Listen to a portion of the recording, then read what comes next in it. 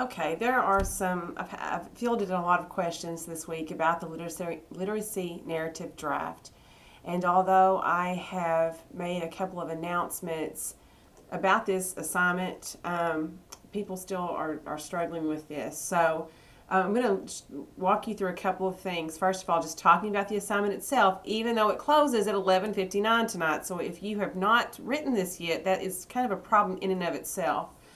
So, a literacy narrative draft is your own personal essay regarding the subjects of reading and writing, and you shouldn't like cover your whole life worth of reading and writing issues, but think back. So, I always recommend to students that they think back to maybe when they learned how to read, maybe what their kindergarten looked like, who their friends were in kindergarten, who their teachers were, to kind of just do this walk down memory lane, especially if they're having trouble focusing for this essay.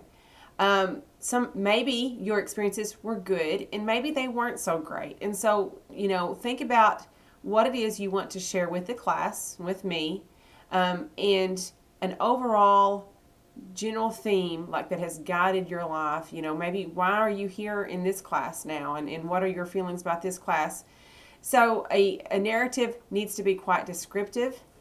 So you want to use language that appeals to the senses that we can imagine. So if someone said something specific to you, quote that person. Let us see what the person said exactly.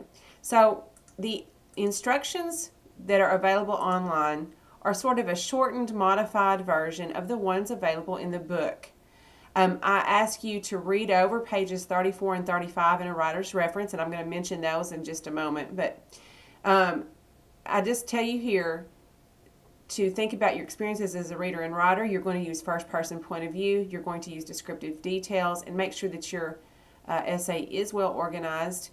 Make sure that it flows and makes sense in the way you're telling the story or stories. And then what is the big picture meaning? I've already given you a video of how to set the paper up properly. Okay, so that is the online instructions.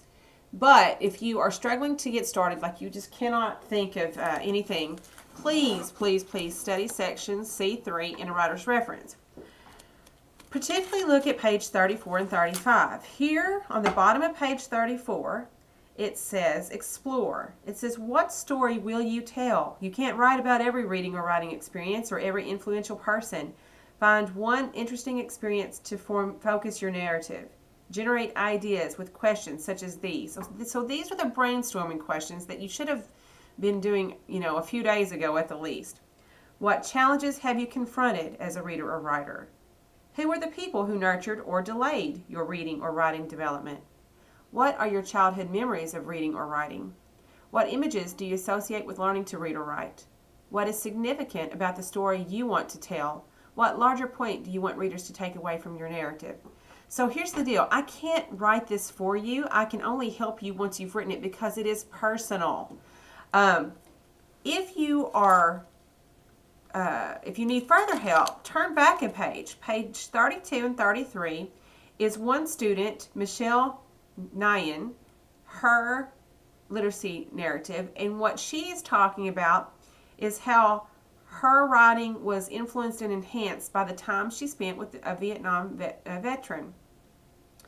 And she talks about how in the stillness and the quiet she was able to like have this dialogue with herself and begin to write. That's her experience, that's her narrative. It is 2 pages long. Now that we're getting into drafting, and that's her final draft on 32 and 33, but by all means, take a look at her rough draft back on 25 and 26. It is quite rough, and she actually loses the focus.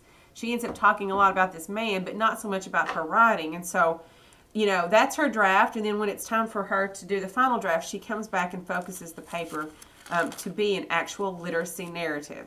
So please, look over these instructions in the book.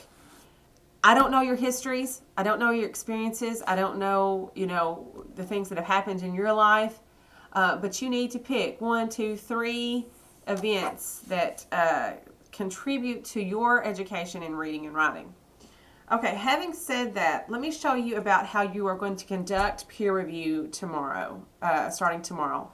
So I have to put in grades for literacy narrative draft before you are able to see this eyeball here.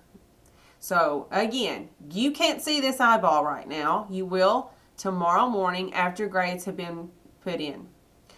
What you're going to do is click the eyeball, and then you'll be able to see all the students that have submitted, and then you can click their eyeballs to open submissions. Okay, so here are the instructions for literacy narrative draft. It says, for this assignment, you will click on the eyeball by literacy narrative draft, find your assigned peer, and read his or her essay. Once you have completed reading the essay, provide the following in the comments section: 2 strengths of the essay, 2 areas of weakness or need for improvement. I will give you, and I want you to be very specific, these do not need to be vague. I will assign your peer. You will have it first thing in the morning, and you will have until Saturday to finish this tiny little, this is an easy little assignment. You read somebody else's essay and offer 2 strengths and 2 areas of weakness. You will put those in the comments section. So I'm going to have to pick on somebody here for just a second. Let's say it's Mariah's paper, so we will have opened it here and read it. I'm not going to open it now, but whenever you are ready to do 2 strengths and 2 weaknesses, you put them here. You want to be careful not to use like symbols such as the ampersand and the percent sign, because they may keep your post from posting.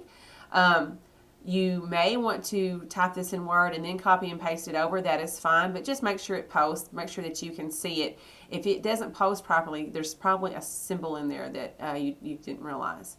And that's how you'll do that activity. So starting tomorrow morning, you will be able to see this eyeball, and I will have assigned you a peer to review.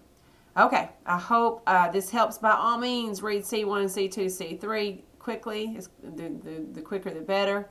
And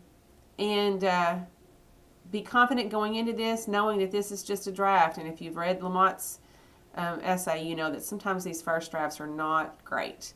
All right, I hope this helps some with the literacy narrative draft and peer review. Talk to you later.